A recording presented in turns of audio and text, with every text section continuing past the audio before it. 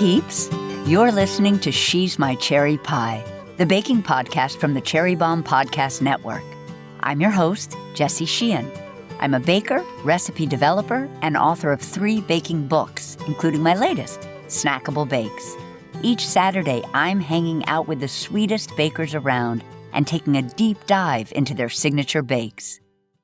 Today's guest is Camari Mick, the executive pastry chef at the Musket Room, a Michelin-starred restaurant, and at Raff's, a French-Italian restaurant and bakery both in New York City. Camari has been hailed New York City's dessert doyenne by the Michelin Guide and was a James Beard semi-finalist for Outstanding Pastry Chef in 2022 and 2023. She was also nominated again this year, so congratulations, Camari. She's known for infusing Caribbean and Jamaican flavors in her desserts, and she joins me today to chat about her Tres Leches Cake, which is made with goat's milk and served with jerk ice cream at the Musket Room. We go over all the steps to make this delicious cake, so stay tuned for my chat with Camari. Thank you to Plugra Premium European-style butter for supporting today's show. As some of you know, I've been a big fan of Plugra for some time now, and was introduced to it at my very first bakery job when I was just a newbie baker. Fast forward to today, I'm a professional baker, cookbook author, and recipe developer, and I continue to rely on Plugra for all my baking needs. My fridge is always stocked with Plugra sticks and solids. I especially love that Plugra contains 82% butter fat. The higher butter fat content means less moisture and more fat, and as bakers know, fat equals flavor. Plugra butter is also slow churned, making it more pliable and easy to work with. I do a lot of baking this time of year for work and for myself and my family. Comfy bakes like my pistachio chocolate anytime buns and cinnamon sugar buttermilk donut holes, and I always reach for Plugra unsalted butter. I've also been making a lot of yeasted breads lately, and I love the buttery flavor Plugra adds to my dough. Plugra Premium European-style butter is the perfect choice from professional kitchens to your home kitchen. Ask for Plugra at your favorite grocery store or visit Plugra.com for a store locator and recipes. Let's check in with today's guest. Camari! So excited to have you on She's My Cherry Pie and to talk goat milk, Tres Leches Cake, and jerk ice cream with you and so much more. Thank you so much for having me. I'm so excited to be here. Yay! So you have said that you pursued pastry out of necessity due to your voracious sweet tooth and the fact that your parents, who were great cooks, were not bakers. I read, actually, that you began this pursuit at an extremely young age. Can you share the story about applying to pastry programs when you were 8, like during a computer class in elementary school? Yes. I love it so much. First off, I love that word use, voracious. Gonna write that down. Yes, in computer class, this is back in, I guess, the 2000s. There was just a time where you would have like free 5 minutes to, search the web. And I was looking up pastry colleges and everyone was in France. So I ended up applying, putting my phone number, putting my name, and they would call my mom. But like, can we speak to Camari? In a French accent too. So she's like, what has she gotten into? But overall, yes, I couldn't help myself. My mom and I would bake together when I was little, but she didn't know how to bake either. So we were learning together and it created a really strong bond. And it blossomed into my whole career that we see today. Incredible. Can you tell us some of the things that you baked with your mom or the first couple of things? Yes. So we started off really easy with, Duncan Hines. Or Betty Crocker. Betty Crocker. Yeah. Yeah. The cake boxes, just the simple cake mix or like the quick breads, banana bread. Especially when my dad was going on the road, we would make like banana bread for him to take. He's a truck driver, so he would be away for a week at a time. What else did we make? My mom's, she calls them mom's donuts. It really wasn't us baking, but the Pillsbury biscuits. We would cut them out with a vanilla top and create a donut, and then we would fry them. So baking sort of became this weekend hobby for you as you were growing up, and in high school you were baking things and selling them, and you ended up studying pastry arts in Philadelphia, and partly due to your dad. Mm-hmm. Can you tell us what he said to you when you told him and your mom that you were going to be a forensic pathologist, which I absolutely adore?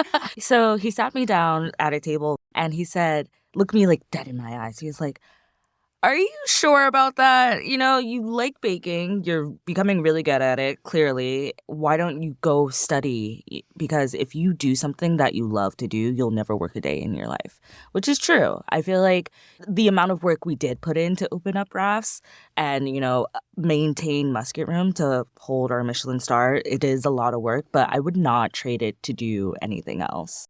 So now I want to talk about Musket Room and Rafts, both of them women-owned and run restaurants in New York City, which I adore.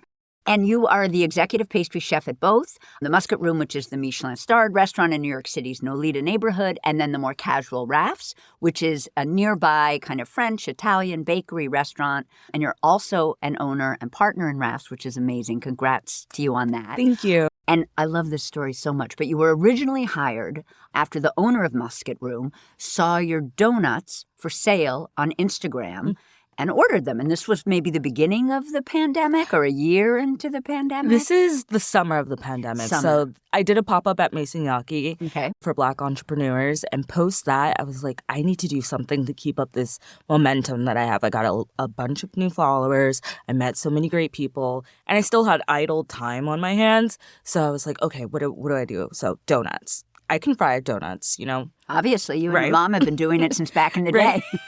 Right. So I kind of created this, what came to be now is the creme brulee donut. What I did was take apple butter, house-made, brown butter pastry cream, stuff that into a brioche donut, and then rolled it into a dark caramel. So it would be crackly and crispy on the outside. And I delivered them all over New York. And just one donut, that was it. I know, but I think that's really smart in a way, not to try to do too much. Yeah. I was starting out, I was doing it out of my apartment in Brooklyn. And so I was like, I need to do something that's going to hold nicely. I'm not going to be wasting too much product and whatnot. Fast forward I'm doing this for 2 or 3 weeks now. And I get a DM from Nicole Vitagliano. That's how I was taking all the orders. And I didn't know who she was. And she's the owner of Musket Room. She's the sister. Oh. And so she ordered 12 of them. I delivered them at her apartment. And then I get an email for Jennifer Vitagliano saying, hey, would you like to come in for an interview? Yada, yada, yada. I say yes. Musket Room. I've already known about it for a few years now. So I was a little excited to hear that they, wanted to interview me. I get to the interview and it's both of them sitting down with Mariatia and they're like... Tell us who Mariatia is, just in case. Mariatia is the executive chef and my business partner at Rafts and Musket Room. She's the executive chef at Musket Room too. And so they were like, we had your donuts and we want to hire you. I was just like, that's it? One carb sells me? That's all I have to do? Oh, bless. So I was pretty much hired on the spot for the idea of opening a food truck that's going to sell all-day bakery cafe accoutrements and such. That's how I got the job at Musket Room. I love that. So working at both Musket Room and Rafts forces you to be two very different pastry chefs. One is with plated desserts and maybe tweezers, and the other is much more casual. Would you say that one more exemplifies your dessert style than the other? And is it hard to put on two hats and have to do both? I mean, obviously it's hard, but tell me how that feels. I definitely feel like two different pastry chefs, especially almost like a Dr. Jekyll and Mr. Hyde situation. One pastry chef, does the night, and then there's one that comes early in the morning at 3 a.m. So it's just it's a lot sometimes. But at Musket, I feel like I am more able to express myself, being that we are a globally inspired restaurant. So I'm able to put my heritage and my travels, my personal travels, into dishes. But yes, I feel like I'm able to express myself a little bit more and be more authentic. Then there's Rafts. It's still an honor and a huge part of me to be a part of Rafts because I am classically French trained. And then I worked in several Italian restaurants early in my career. So a lot of techniques and a lot of applications come very easy for me for French food and Italian food.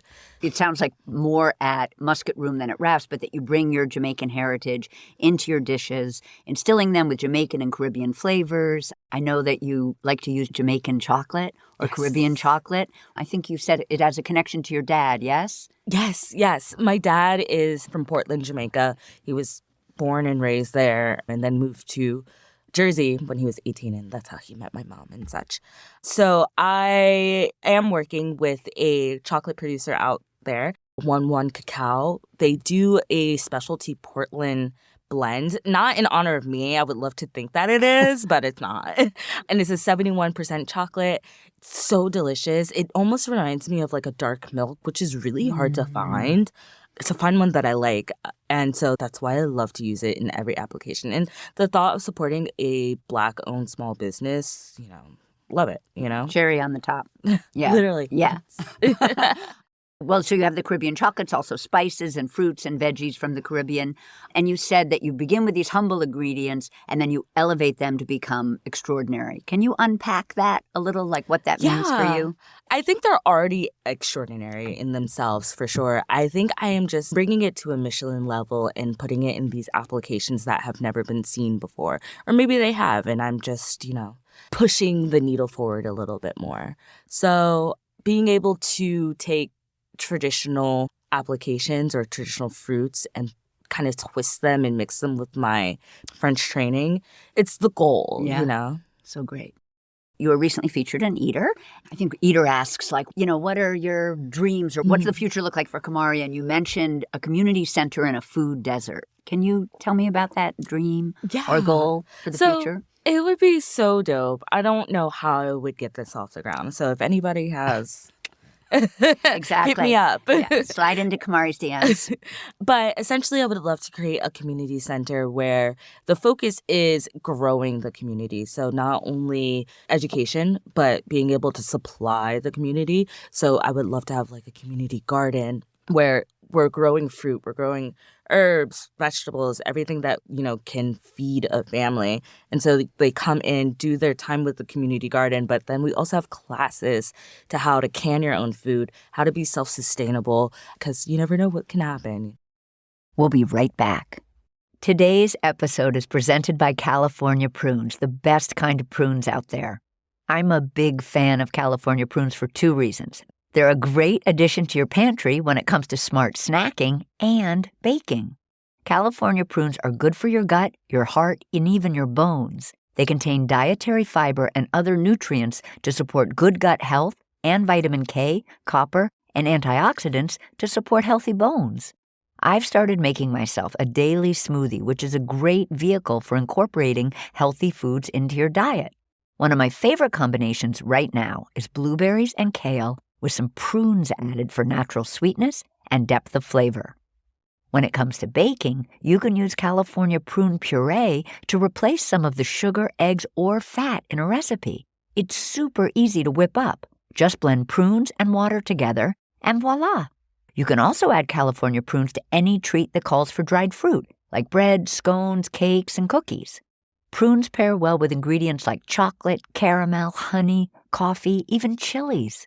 They also add sweetness and depth to savory recipes like chicken marbella, sauces, or stews. For recipe ideas and more, be sure to check out the California Prunes website at californiaprunes.org. Happy baking and happy snacking. I've got great news, listeners. Jubilee 2024 is taking place Saturday, April 20th at Center 415 in Manhattan, and tickets are on sale now. Jubilee is the largest gathering of women and culinary creatives in the food and drink space in the U.S. It's a beautiful day of conversation and connection, and I hope to see you there. You can learn more and snag tickets at cherrybomb.com. Now back to our guest. So now I want to talk about the Vogt Tres Leches Cake with jerk ice cream dessert. You've said this is one of your favorite dishes, which I love. But before we go deep into the recipe, I just wanted to talk about it a little more generally. You've said that the dish is like an ode to your Jamaican heritage, that different parts of the dish have different meanings, ingredient-wise and also visually. I love this, that there are 3 different types of animals and their milks, cow, sheep, and goat, in this dessert. And goat milk specifically is not typically an ingredient on a fine dining menu, as opposed to cow milk, which, yes, you would see. Can you tell us why you included it and how we should imagine. I mean, some people, of course, have had goat milk, but explain to us sort of flavor-wise what the goat milk adds or how it differs from what many of us are used to, which is cow milk. Yeah. Goat milk is very funky compared to cow's milk. It has a lot of those grassy, barnyardy flavors because of what they eat and what they digest. Definitely, a lot of people are opposed to goat's milk, but I say give it a try. One popular application that I love to use to acclimate people to goat's milk is making cajeta, which is also seen on the dish. And cajeta, all it is taking goat's milk with 10% of the weight in sugar and then a little vanilla, a little cinnamon stick, and boil that down. And you have like a really nice dulce de leche texture feel to your goat's milk. So is that almost like a sweetened condensed milk, but out of goat milk? Yeah.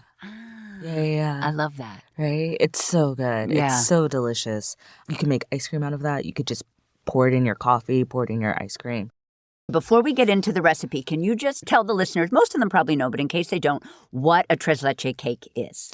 Oh, okay. So yeah, a Tres Leches cake is a sponge cake typically made with flour, eggs, sugar, maybe some vanilla, and salt. The cake is then soaked with 3 different types of milks. Traditionally, a cream, a milk, and a sweetened condensed milk. Poke some holes into it, soak it, and then serve it with whipped cream, maybe a little cherry on top. First things first, we're going to make this sponge cake. Tell people why a sponge cake is really what you want. Tell us why that's really the cake you want when you make Tres Leches. When you make Tres Leches, you want it to be airy. You don't want it to be super dense, so you want a nice fluffy sponge that's going to literally soak up all that liquid that you're going to pour over. So first things first, we'll make this sponge cake. We're going to use evaporated goat milk, which I love, and goat butter. We're going to heat the oven, 350-degree oven. You're going to line a hotel pan, which is kind of like a home baker's 9 by 13-inch pan, is that fair to say, with parchment paper. And do you not grease the pan? Do you just line it with paper? I just line it with paper. There's no need to grease the pan, so you could save some. Perfect. And then in the stand mixer with a whisk attachment, you're going to whisk your egg whites and your sugar until stiff peaks form. Then you're going to whisk in your yolks. So you've separated your eggs. You're going to whisk in your yolks. And then you're going to alternate whisking in your all-purpose flour and your evaporated goat milk. So is this something that you've made, or is this something you purchased in the grocery store? This is something you can purchase in the grocery store. Whole Foods has it. Amazing. Yeah. I was going to ask, if it's easy to find? And then you're going to stream in some melted goat butter. Now, is goat butter also something we can find easily in the grocery store? Yes, Whole Foods has it as well. Then you're going to, I assume, scrape the bowl with a flexible spatula. And I wondered if you're using those restaurant supply ones that are like red handle, big white top. Absolutely. Love those from my bakery days. But I'm assuming if somebody was making it at home, you would just be using like a flexible spatula. So you're going to scrape the dough into our prepared pan. And about how long will we bake it for? So everybody's oven is different. Yep. I wouldn't say 35 to 45 minutes, depending on the size batch and your oven. But one thing that you're going to look for is a golden crust on the top and a toothpick that'll come clean through the middle. And that's it. And just a question, because I'm obsessed when I test cakes, when I test anything, to use like really long toothpicks because I find it so annoying when they're really short. What is your like testing tool of choice? Is it just a regular size toothpick? So I didn't want to say this because I don't want anybody to burn themselves, but it's my hand is my favorite. Tell me what you do and what you look for. When I start to see the golden brown on top and then the sides pulling away from the pan, that's when I will look into the oven. I'll touch the top, and if it springs back immediately, it's done. If you see your imprint of your fingerprints into the cake, then that means it probably needs a little bit more time. And do you do that for everything you're baking? Everything. Is it always your hands? It's always my hands. I love that. I don't think I have fingerprints anymore. Right, because the funny thing is I always want almost everything I bake to have moist crumbs on my toothpick or whatever because I hate overbaked cake. I hate all of it. Yeah. But a Tres Leches, you can overbake. That's true. I know. That's why it's kind of You kind of want it to. Yeah. Because you want, like, imagine everything that we just put in here. Yeah. There is a lot of flavor, especially using the goat milk and the goat butter. But all the rest of the flavor is going to come from the soaking liquid. Yeah. So you want to be able to absorb all of that. Yeah. I love that. So bake 35, 40 minutes-ish. And then I think I understand this correctly, but I just want to make sure. We freeze that. Okay. We don't soak it yet because we're going to separate it for 2 different applications, like you said. We're going to punch rounds out of them to get like a nice little log. Okay. Because that's the shape. That's the shape that we like. And then... And what tool are you using to punch out the log? Just a ring mold. Oh, cool. Yeah. So log or more like, is it a circle? It's like a cutter. Yeah. So you take the cake. It comes out of the oven. You put it in the freezer until it's frozen. Until it's frozen. Until it's frozen. Then you're going to pop out love. So you pop out all your little shapes that will become your plated dessert. Love. Okay. And I know that 2 of those little shapes are going to be treated like a traditional Tres Leches cake. And one of them is going to become like a pan perdu, which is like as you say, like a fancy French toast situation. Exactly. Was that a choice you made just when you were thinking about this plated dessert? You're like, I love Tres Leches, but I want to have more texture. Like, I think that is so smart, and I'm obsessed with French toast. So I love that you included it. But what inspired that decision? Yeah, I wanted more texture. You know, you're going to have a really moist, soft cake, and then you're going to have ice cream. So you need some balance. Like, I knew what else is going to be in there, but you need some balance within, like, the mouthfeel of the dessert. So I decided to make a pan perdu. Traditionally, you would use, like, a milk bread or a brioche to make it. But I was like, okay, cake, why not? You know, it should work in theory. You know, soaking up the same liquid and baking it. So we decided to make the pan perdu, cook it all the way through. But for service time, we'll microwave it a little bit just to reheat it. There's such short, small pieces that it doesn't take much. And then we'll roll that in sugar and torch it. And that just gives it more flavor. So essentially, the soaking liquid for the pan perdu is very similar to the Tres Leches, but not exactly. And torching it gives it that almost roasty caramel. I don't want to say burnt because we don't take it that far, but it gives you that over the fire. I love that taste to it. So to make that pan perdu soak, and basically we're making like a traditional French toast soak here, we're going to whisk by hand. And I wondered, is there a certain type of whisk that you like? I love Madford. Yeah. The black and the yellow. Yep. I don't know who makes a better whisk. Brilliant. So we're going to whisk by hand, heavy cream, which now is cow milk heavy cream, goat milk. We're going to add some sugar, some goat butter, some whole eggs, some yolks. As I said, this is basically how you would make French toast. After we whisk it together, we're going to strain it. What are we straining out? Just to ensure that all the yolks dissolved. We don't want, a guest getting like a really eggy part. So that just helps make sure everything's homogenous and that we're going to have the best soup. And sometimes the whites can be a little, I find that sometimes like the chalazé part. Yeah. Honey, fancy word. I want to learn. What's chalazé?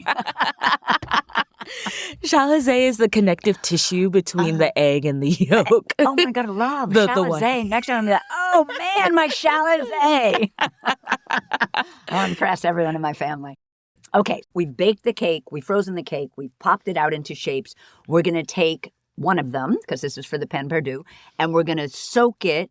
First of all, I wanted to ask how long, and I also wanted to ask, so we're not like the way you would with Tres Leches. We're not poking it and pouring the soak over. We're doing like when you make French toast. Like you take the bread and you soak it in the liquid and then you saute it or cook it over the stovetop or however it is. So is it just a fast turn in the mixture, or are we letting it sit in that? I let it sit in that. That should be soaked around like 4 p.m. when service starts at 5, and we'll get our first dessert ticket around like 6-ish. So that should always be soaked so it has as much time to absorb all that liquid. For the pan perdu, that can soak about 15 to 20 minutes before you bake, for the sole reason that gets served warm, so the soak doesn't need to be overtly like dense in it, but it needs to be throughout it. So we're going to soak our baked sponge maybe 15 minutes or so, and then we're going to bake at 350 until baked through. And when you say baked through, does that mean, because it's already baked technically, but just that the top looks kind of dry and toasty and doesn't look... You just want the egg to be cooked through again, and that's it. Right. Especially like we're going to microwave them a little bit later, so they'll be fine. So we're not soaking by making holes. We're just soaking like you would French toast. And so essentially the pan perdu is kind of twice baked. When you're making traditional pan perdu, you're not twice baking something, are you? No. For a traditional pan perdu, you can either bake it or you can put it in like oil, in fry oil. it. Yeah. I find that a lot of traditional French recipes, they do bake it. Mhm. I think an American thing for us was like French toast needs Yeah. more butter. Yeah, exactly. It needs more grease. It needs more fat. And then, as you said, before serving it, it'll get microwaved for the first time until it's warmed through, then rolled in sugar and torched until caramelized, which just sounds so delicious. So that's one of the cakes of the three that are on the plate when it gets served. The other two are traditional tres leches. And for this soak, we're whisking evaporated goat milk, heavy cream, sweetened condensed milk. Is that cow sweetened condensed milk at this point? That is cow sweetened condensed milk. The reason I did that was because there was already a lot of goat going on. When I first plated everything with goat milk. Mm-hmm. I even subbed out some goat's milk in the pan perdu as well. And it was just like, it was too much. Mm-hmm. It wasn't balanced. I decided to do regular sweetened condensed milk, but you can find goat sweetened condensed milk. I love that. And so we're going to whisk all of that together, and then we're going to soak the cake for an hour, maybe 2 hours. And again, this time you're doing the traditional poking of the cakes. Nope, they're so small that you don't need to poke them. You just let them soak. What should I picture, like a bowl with cake floating in it? No, we just use, if you get takeout, you'll get a black box. Yeah, we'll use those. Yeah. And is the soak covering? Yes. Oh my gosh, adorable. Yeah. I would love to see all these little cakes. Just like floating around. Floating. It's delicious. Next, we're going to make the jerk ice cream. Mm-hmm. So we're going to whisk cow milk, heavy cream, sugar, and dextrose. Can you remind us what dextrose does? Dextrose acts like a stabilizer for the ice cream. When you're making ice cream, you need to make sure you have enough liquid water ratio to your sugar so it blends properly and it freezes. And you're not either going to have an ice cream that doesn't freeze or that's too melty, or an ice cream that is hard as a rock, just overall unpleasant. So you want to make sure you have enough ratio.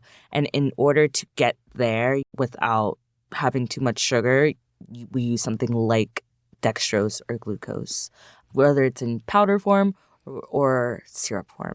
And is it something we can buy online or something? And yeah, I've seen it on Amazon. The at-home ice cream makers. I mean, I make ice cream, but I've never put dextrose in it. Is that something I could buy and just put in my own ice cream? Yeah. Is there a ratio of like how many cups of cream to? I know you're dealing in production, so it's a lot larger. But I wonder if there's a simple formula for this much dextrose to blank amount of cream or blank amount of sugar.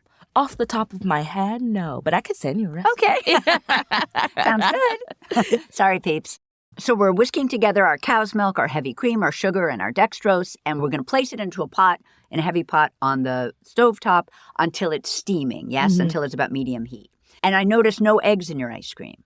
Not in this one. Okay, no. Sometimes you use eggs. Okay, what makes you decide eggs versus no eggs? It depends on how creamy and how rich I want the ice cream to be. If I want it to be very like mouth coating, I'll add eggs, use cream, sometimes even butter. Mm-hmm. But if I want it to eat a little bit more like soft serve, then I'm going to lean toward not using any eggs. Can I just say I love soft serve? Right? So much. Like Dairy Queen, a twist with a dip is like my favorite thing. Yeah. But anyway, so while this is all happening, we're also going to be making a caramel. Mm-hmm. We have some additional sugar, and we're making a dry caramel. Mm-hmm. Can you just tell people what that means, what a dry caramel means? So a dry caramel, all that means is that I am going to heat my pot up to make it really ripping hot, and then I'm going to sprinkle sugar into it gradually while stirring to make an instant caramel. The benefits of doing this rather than doing a wet caramel where you put your sugar in a pot, add some water until the sugar is sand and bring that up to the proper temperature is the fact that I know what color I want my caramel to be, and I know that I want it to instantly be, a caramel and not a softball stage. It's time. Yeah. I don't have time to wait. Have it. I don't have it. So I just want to be able to make the caramel and then deglaze, and I'm eliminating any water content too. Awesome.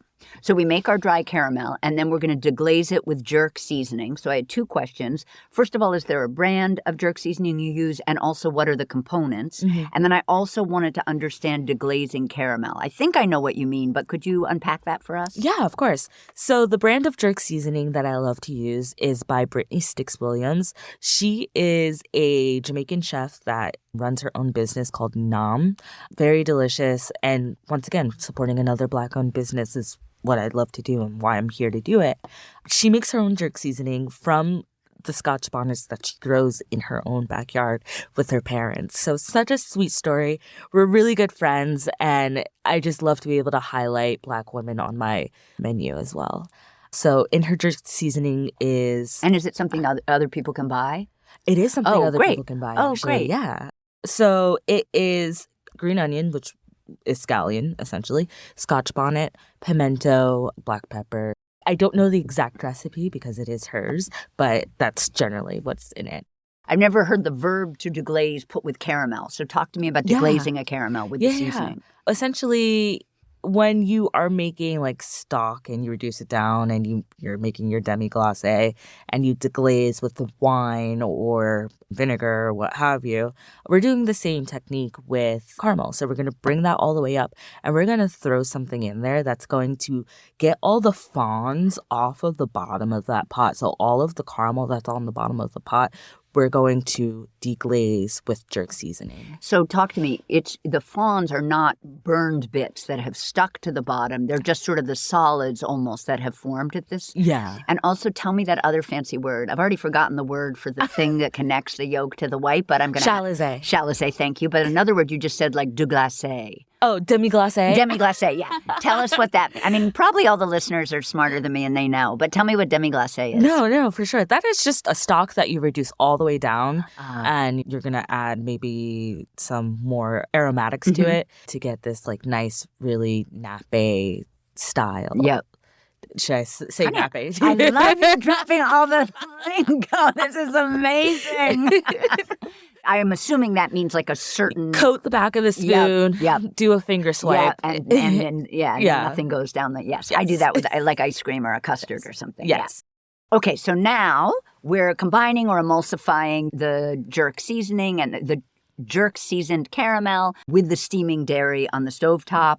Is the dairy already hot and steaming when we add the caramel? Yes. Okay. Yes. So I did that because when you go to pour hot liquid into a caramel, the sugar's going to seize and it's just going to be more annoying to dissolve that sugar again. So you want to have something hot into something hot rather than cold into hot. Yeah. So while you're whisking in, you're going to whisk in the liquids into your caramel. And as you're whisking, just making sure everything's breaking up and dissolving. And tell us why. I mean, I think I know, it just makes sense, but we don't want to put the caramel into the dairy because then we'd be scraping off the bottom and it would be and a that's mess. Definitely going to seize on you. Yep. It's much better to put the hot dairy, just like when you add heavy cream at the end of making caramel, whether you did it, exactly. That makes sense. Now we're going to strain into a metal bowl. Is it kind of restaurant supply metal bowls that you like to use? A metal on metal bowl, because metal is a stronger conductor than plastic, it'll allow it to cool down faster. Strain into a metal bowl over an ice bath and chill, and then you'll place in your ice cream machine at work. I'll season with salt too right before. You always want to season your ice creams after they're cold because it's the closest temperature that it'll be to when it's frozen. Oh, what a good tip, Camari. I love that. That makes so much sense. Yeah. And then especially if you're seasoning with acid too, if your milk is hot, you're going to break your ice cream. So wait until it's cold and then add. Love. So now I want you to tell us how we now set out the 3 little cakes plus the ice cream and then tell us the pièce de résistance. See, now I'm using French too. of the branches. Okay, yeah, for sure. So I kind of was thinking campfire style when I was building this. So nuzzled in the center is going to be the ice cream, which is going to be covered with chocolate branches. Then it's going to be 2 pieces of Tres Leches. One is covered with a cajeta yogurt. So once again, including goat's milk. And now we're including sheep's yogurt. So there's your third milk right there. And then on the other side is our second piece of Tres Leches and then our pan perdu. So our pan perdu is torched to order. So it's still warm when you get it. So it's like room temp cold, room temp hot. Cajeta, that's what you described before that you're cooking on the stovetop. But I thought I saw somewhere that you describe it as a yogurt. We take sheep's yogurt and then we strain the liquid out overnight. We add our cajeta into it. Oh, in love, Musket. love, love. So you have the tanginess of the sheep's yogurt and then the sweetness. Oh, I love that. Yeah. I love that. Yeah. All right. And then you laid these chocolate Jamaican, or you call them chocolate Jamaican branches on top. And I was hoping for two things. First, I would love to know how you make them. And then also there's a great story about why you put them on the ice cream. So could you tell us about how you make them and then why they're there? The branches are there because of the history of jerk itself. Jerk was discovered, created by the Moors, the slaves that escaped the plantations and went up to the Blue Mountain Hills. With that, they obviously had to feed themselves and nourish themselves through food that they foraged around them in their surroundings and that would not give away their location. So jerk started happening when they would dig into the ground, create a oven of sorts, a smoked oven, fire on the bottom, then they would put a layer of like branches and leaves to put the meat, and then they would cover the smoke, or the pit rather, so it wouldn't give away their location. And so that's how jerk came to be. I love that. So almost like the branches added this smokiness to the meat or whatever it was they were cooking. Yeah. And it also, the branches stopped the smell from rising up into the air. Yeah. I thought that was such an incredible story. Thank you. So these chocolate branches. So the Jamaican chocolate that I use, the Portland 71, we take it, we temper it, and we have an ice bath of water. Once we feel like the temperature of the ice bath has reached its lowest, we'll take the ice out, and then that piping bag of chocolate will just spray into it. Let it set for like 20 seconds and take it out, put it on paper towels and let them air dry. Is that like a Camari invented technique? No. So that's what people do when they're making certain shapes of tempered chocolate. Yeah. They do it into cold water? Yeah. Fascinating. I did not know that. Yeah. It's really fun, and it adds an elevated level to anything.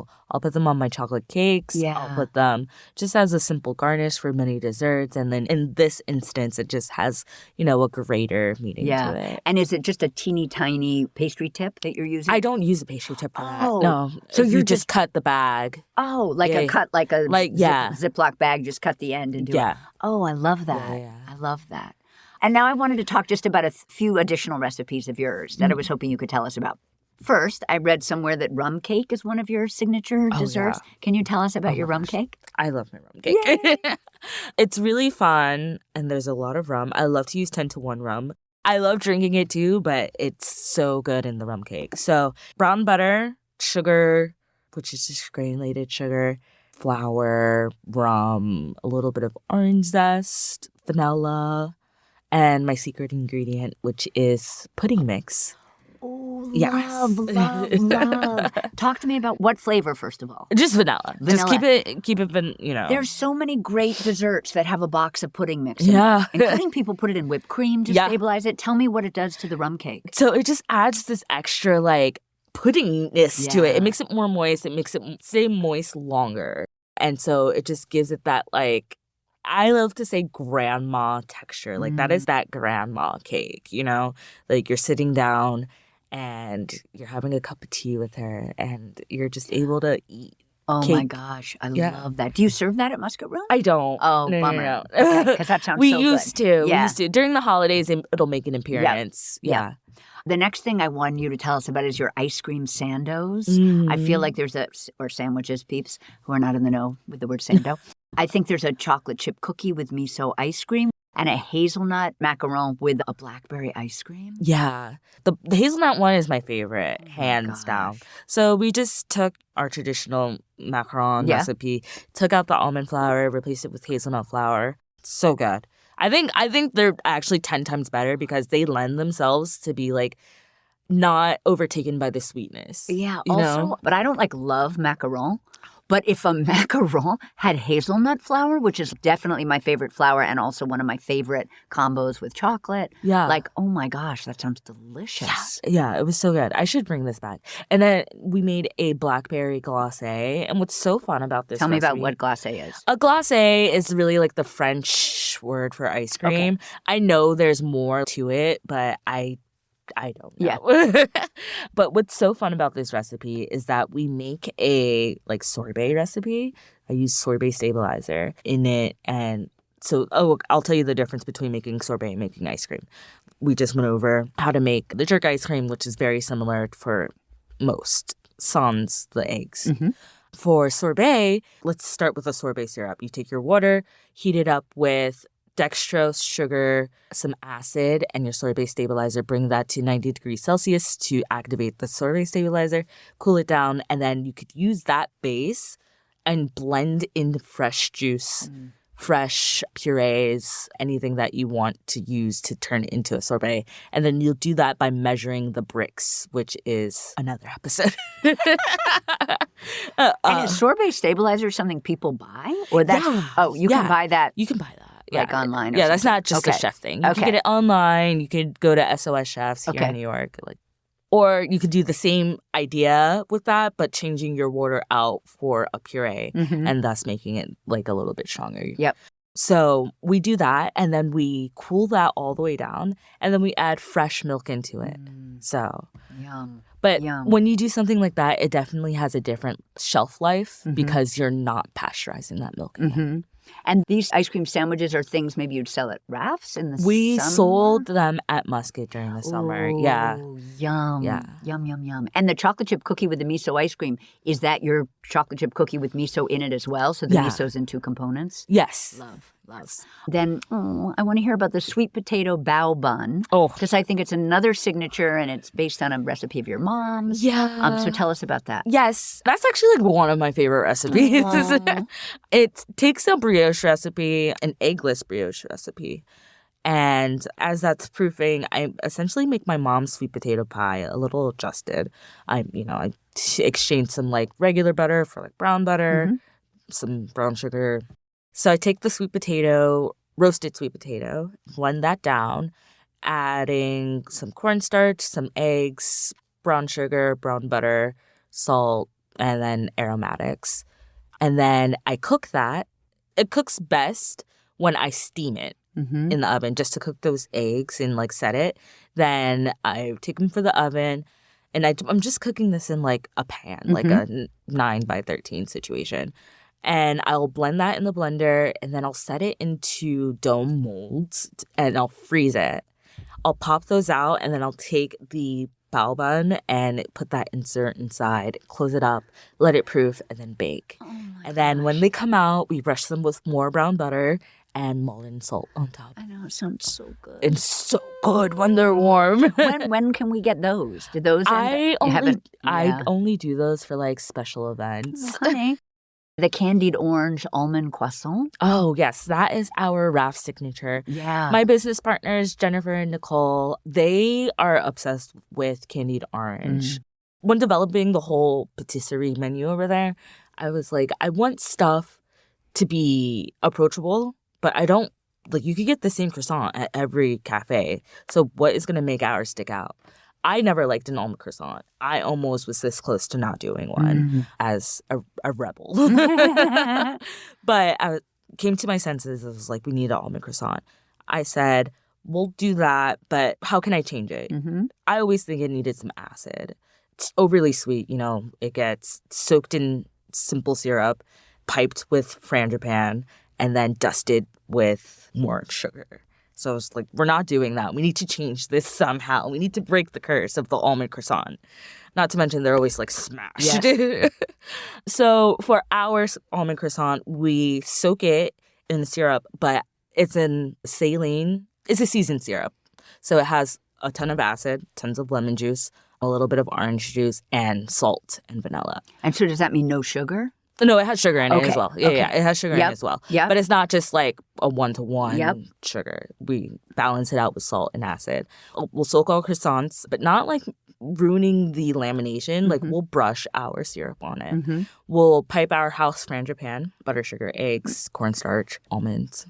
And then we'll bake those, put the top on, we'll bake it. So when you cut the croissant, you have to be, if you want to maintain the hump of the croissant, you're very... we freeze them. There you go. Freeze them. Yeah. And do you use old croissant or you bake them fresh? Okay. Yes, we use old croissants. Okay. I mean, not old, but ones that didn't. Yeah. Sorry. Yeah. Yes, we use croissant trim. Yes. Yes. So we fill them, we bake them, and then when they come out of the oven, before we put them in the shop, they, get that iconic powdered sugar on our top, right? No, not at Raf's. No. We grate Marcona almonds on top so they get these nice curls onto them. And then we'll put a candied orange. Love. And are you brushing them with anything to make them shiny or sticky, or the Marcona just sticks to them because they're warm from the oven? Yeah, exactly. Yeah. And the tops have a little bit of simple syrup too. Okay. Yeah. Well, thank you so much for chatting with me today, Camari. And I just want to say that you are my cherry pie. Oh, thank you for having me. That's it for today's show. Thank you to Plugra Premium European Style Butter and California Prunes for their support. Don't forget to subscribe to She's My Cherry Pie on Apple Podcasts, Spotify, or wherever you listen, and tell your baking buddies about us. She's My Cherry Pie is a production of the Cherry Bomb Podcast Network and is recorded at CityVox Studio in Manhattan. Our producers are Carrie Diamond and Catherine Baker. Our associate producer is Jenna Sadhu, and our editorial assistant is Londyn Crenshaw. Thank you so much for listening to She's My Cherry Pie, and happy baking.